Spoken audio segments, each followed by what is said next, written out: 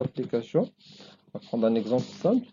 Donc, on se propose de vérifier le non-écrasement des matériaux qui composent un mur de soutènement. Alors, ce mur de soutènement, il sera représenté sur la figure suivante. Ce mur, il sera conçu pour retenir des terres argileuses. D'accord? Alors, ces terres argileuses sont bien sûr caractérisées par un poids volumique delta et l'angle de talus naturel phi. Alors, la maçonnerie a des résistances caractéristiques à ne pas dépasser. Donc, sigma C bar, c'est la contrainte admissible à la compression. Et sigma T bar, c'est la contrainte admissible à la traction. Alors ça, c'est le mur, c'est notre mur. Ce mur, il est composé de deux parties, une partie rectangulaire et une partie triangulaire. Donc il a une forme trapézoïdale. Là, c'est les terres argileuses retenues par le mur de soutènement. Alors la maçonnerie, cette maçonnerie-là, elle a un poids volumique égal à donc 1800 kg par mètre cube. C'est en fait c'est ce qu'on appelle ρ. D'accord? Elle est notée ρ. Donc, et va nous servir à calculer le poids volumique du mur. D'accord, on a déjà travaillé des exercices plus compliqués que ça. Alors, nous avons dit que on va calculer les contraintes par rapport à la surface portante du mur. Alors, qui dit la surface portante du mur? Tout simplement, c'est la base du mur. Ça, c'est la base du mur, donc elle est caractérisée par une surface. Si on veut voir cette surface, on peut faire une vue en plan. Cette vue va nous donner cette surface-là qui est oméga, caractérisée par les deux dimensions. Donc ça, c'est B à base du mur. Voilà, c'est 1,60. Et là, bien sûr, puisqu'on fait les calculs pour 1 mètre, donc L égale 1 mètre. Donc cette surface-là, elle sera caractérisée par son centre de gravité. C'est tout simplement l'intersection des diagonales.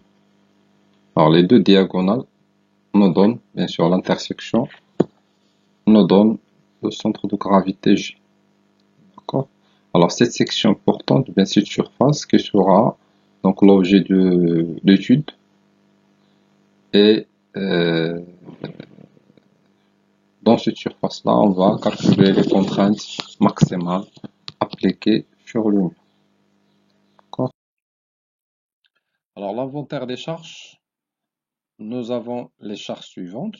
Alors le poids de la partie rectangulaire qui est égal à, donc les poids sont calculés par la formule poids volumique fois le volume. Alors le poids volumique c'est 1800 fois le volume, donc c'est 1 mètre, d'accord, fois 3,6 fois 1. Ça va donner donc 6480 kg. Alors ça c'est pour la partie rectangulaire. Alors pour la partie triangulaire du mur, P mur 2, elle est égale tout simplement poids volumique fois le volume. Donc le poids volumique, elle est là. Donc fois le volume doit être divisé par 2 parce qu'il s'agit d'un triangle ou bien un demi-rectangle. Donc ça va donner 1944 kg. Alors pour la poussée des terres, elle est calculée par la formule Kp fois delta fois h au carré sur 2 fois 1 avec Kp égale tangente carrée 45 moins phi sur 2. Donc nous avons trouvé cette valeur-là, c'est 0,406. Donc nous avons déjà vu comment calculer la poussée de terre. Alors, donc c'est le cas le plus simple. Donc on va trouver donc 5262 kg. Son point d'application, bien sûr, elle est appliquée au dernier tiers du mur. Donc A égale 2A sur 3, c'est 2,4. Et bien sûr 3,6 sur 3, 1,2 pour la partie inférieure. Voilà, c'est l'inventaire des charges. On doit dessiner après le schéma de calcul, déjà dessiné ici. Donc nous avons représenté P mur 1, P mur 2 et P terre. Trois charges.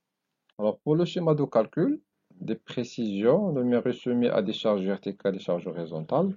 S'il vous plaît, si on considère juste les charges verticales, sans charge horizontale, donc le mur joue le rôle d'un poteau, parce que le poteau, il est soumis généralement à une compression simple, c'est-à-dire des charges verticales. D'accord? Alors ça, qu'on appelle des contraintes de compression. Donc, il sera alors soumis à deux types de contraintes. Contraintes de compression dues aux charges verticales, c'est le cas d'un poteau. Si par exemple on considère la charge Peter, alors il est appliqué horizontalement. C'est pour cela qu'on aura des contraintes de flexion parce qu'il va engendrer un moment de flexion. Un moment de flexion, donc on aura deux types de contraintes à calculer. La contrainte, les contraintes de compression et les contraintes de flexion. Alors les contraintes de compression dues à P mur 1 et P mur 2 et les contraintes de flexion dues au moment de flexion de toutes les charges par rapport à G. Alors, les contraintes maximales seront calculées au niveau de la surface portante du mur qui est caractérisée par le point G. D'accord? Donc, c'est au niveau de cette surface-là qu'on va calculer les contraintes. Donc, on va calculer le moment par rapport à AG qui est le centre de gravité de la surface portante. Alors, on va commencer par le calcul des contraintes de compression dues aux charges verticales.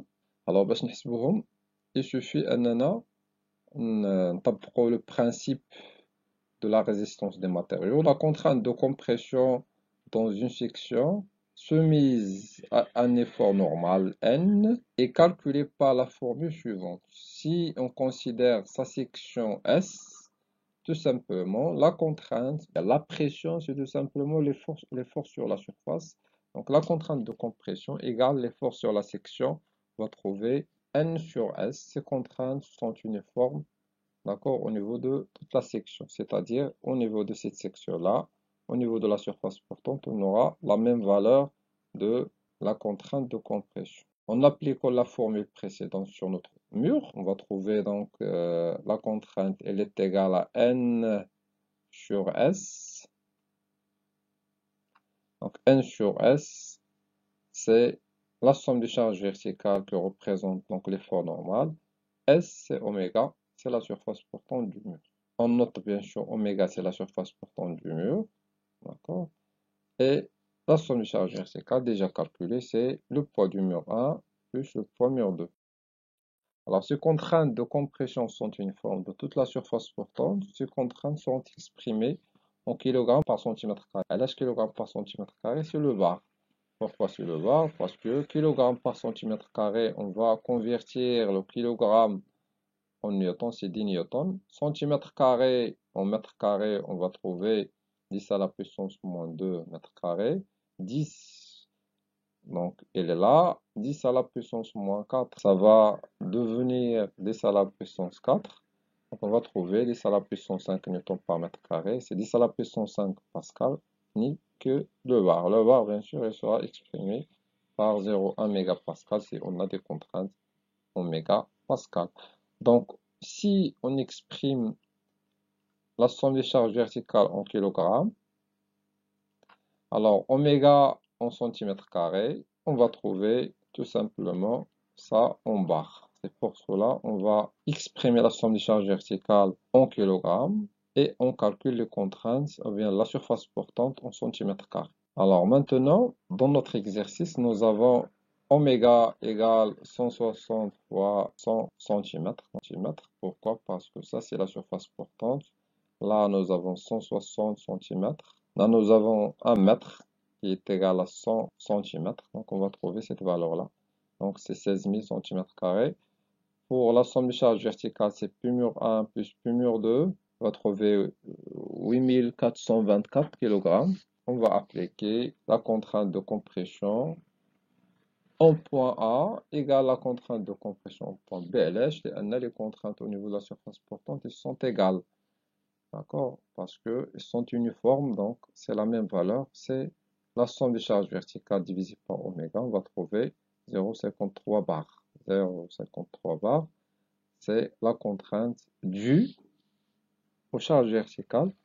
On peut tracer le diagramme des contraintes. On va considérer le diagramme des contraintes vers le bas. D'accord? Les contraintes vers le bas, ce sont des contraintes de compression. Les contraintes vers le haut, ce sont des contraintes de traction. Puisque là, nous avons des contraintes de compression, donc ils seront donc tracés comme ça. alors avec un signe plus. Donc les contraintes de compression se feront considérer comme positives. La contrainte, c'est ajouter là 0,53 bar. Cette valeur-là, c'est 0,53 bar en compression. Voilà, nous avons calculé les contraintes dues aux charges verticales. Donc je récapitule. Pour calculer ces contraintes de compression dues aux charges verticales, on calcule la somme des charges verticales et bien sûr on calcule la surface portante oméga, c'est toujours la base du mur fois 100 cm. Voilà, donc pour l'étape 3, on va calculer les contraintes de flexion dues au moment de flexion. Alors là, on peut basculer le mur pour le simuler à une poutre. Vous avez déjà vu en résistance des matériaux, une poutre comme ça, soumise à des charges comme ça, d'accord, à une section par exemple comme ça. On peut calculer les contraintes en faisant quoi? On calcule le moment, d'accord, le moment maximal. On calcule les caractéristiques des matériaux, les caractéristiques de la section. On peut trouver les contraintes maximales de flexion. Alors là, c'est toujours le même mur, c'est juste j'ai fait une rotation, soit voilà, simulée à une poutre. Considère comme une poutre. Voilà, donc le calcul des contraintes de flexion dues au moment de flexion, on va les calculer comme ça. Alors d'abord, une précision, les contraintes seront calculées au niveau de la surface portante qui sera soumise à un moment de flexion. Donc on doit calculer ce moment de flexion par rapport à G, non pas par rapport à A. C'est pas comme le renversement ou le glissement. Pourquoi? Parce que le renversement et le glissement, joint d'étude, c'était le point A. Maintenant, donc on s'intéresse à la surface portante. Ce qui dit la surface portante, c'est tout simplement le centre de gravité G. Alors, ce moment de flexion, il sera noté MF, il va engendrer des contraintes de flexion. Donc, un moment de flexion, il va engendrer des contraintes de flexion. Si on n'a pas de moment, donc on n'aura pas de contraintes de flexion. Ces contraintes seront calculées en utilisant la formule utilisée en résistance des matériaux. C'est le moment de flexion fois Y, c'est la distance entre le point et le point G, divisé par le moment d'inertie de la section, noté UJX. Donc c'est le moment de flexion fois Y fois UJX. Ça, c'est une formule utilisée en résistance des matériaux pour calculer les contraintes de flexion à un point donné.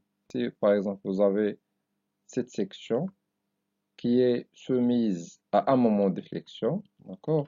Si on veut calculer les contraintes au niveau de cette section, il suffit d'appliquer le moment de flexion fois Y. Alors Y, ça c'est l'axe neutre, d'accord? Ça c'est G dans notre cas.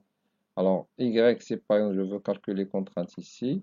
Alors Y, c'est quoi? C'est cette distance-là. D'accord? C'est la distance du point G au point étudié. Voilà, IGX, c'est tout simplement le moment d'inertie qui caractérise la résistance de la section aux déformations. Si le moment d'inertie est grand, on va dire que la résistance à la flexion, elle est grande. Donc, on note le MF, c'est le moment de flexion de toutes les charges par rapport à G. C'est le moment de flexion. On va calculer le moment de flexion de toutes les charges par rapport à G. Et non pas par rapport à A. Y, c'est la distance du point par rapport à G, exprimé en centimètres. Et Gx, c'est le moment d'inertie de la surface portante par rapport à l'axe horizontal. Toujours, nous avons des surfaces portantes de forme rectangulaire, donc on va voir par la suite c'est quoi la formule à utiliser pour une section rectangulaire. Alors, l'unité de la contrainte de flexion, le moment il sera exprimé en kilogrammes fois centimètre.